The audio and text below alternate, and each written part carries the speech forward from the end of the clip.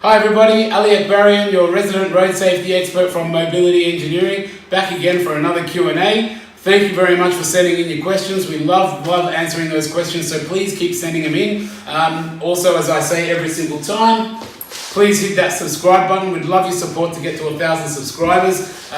We want to just get more and more information out there and get the Australian public safer and get the disabled or disability transport industry as safe as possible, making sure that we're empowered, we've got the information, and we're ready to go whenever we can. All right, so we've got another question coming today from another OT. We love our OTs out there. Thank you very much for sending in the questions. We find that we work very well with the OTs, giving them the car engineering side of things. So keep them coming, and we'll keep those answers coming. So today's question is around trialing wheelchairs and then making adjustments to those wheelchairs after the trial and what happens with that. So the question is something along the lines of, I'm going to paraphrase it because it is quite long, so we'll just put the key points in there. Sometimes a wheelchair is trialed for a client and does not meet the exact size that is required. So what we might need to do is we might need to trial that particular wheelchair and we go, okay, that wheelchair is okay. However, we might need a different caster wheel at the front or a different wheel at the back. So we will okay the wheelchair and we will trial it, but then when we order it, it comes and we order it with a different caster. And then when it comes in, it might be slightly different in dimension and then it no longer fits in the vehicle or it no longer can be tied down into that vehicle.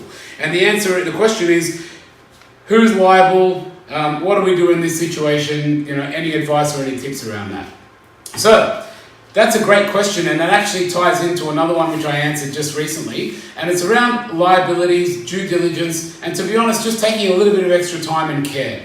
So in this industry, particularly now that we have the NDIS and we have prescribing and we have funding, the liability and your due diligence and your responsibility as an OT has significantly increased. And you need to be very, very careful about what you do. So what does that mean? It means you need to spend a lot more time learning about products and perhaps even specializing in certain products. We don't really know how it's going to sort of go, but what we do know is that you are responsible to make sure that the right product is chosen. So in the situation that we're talking about where you may go and prescribe a certain wheelchair and then slightly adjust it, and then if it comes back to you and it's different and it doesn't suit the vehicle, then what do? Well, you're kind of stuffed because you did the prescription, and so you are the one who's liable and you're responsible for that. So what did you need to do in the first place to avoid that? Well, what you did need to do is you need to get in contact with the manufacturer of the wheelchair, and you need something in writing to confirm how the new setup is going to be.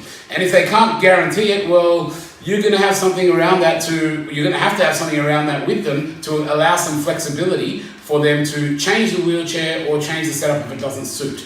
Because ultimately, the end user is who's most important, and we want to make sure that they don't lose out, and that's why we're doing these videos. So we want to make sure we've got the right product for that vehicle, for that end user. Otherwise, we're going to be having some sticky situations with our hands in terms of answering questions with the government who's provided money, especially if they have, or if it's a privately funded customer, even more so, they're going to be wondering, what have you done with our money? Where did this come in? Or how did this go wrong? So typically speaking, we need to do our research. We need to contact the manufacturers. We need to contact everybody, and we need that information in writing, in emails, in letters, in faxes, whatever it is. Email is the way of the day these days, so let's go for emails, but make sure you've got your information to confirm it will fit into that vehicle and it will be suitable for that particular setup.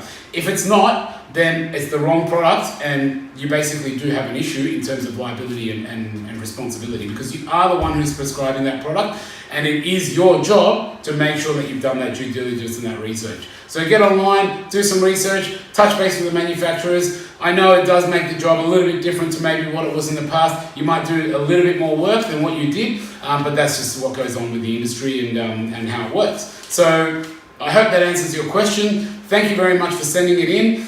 We love getting your questions. Please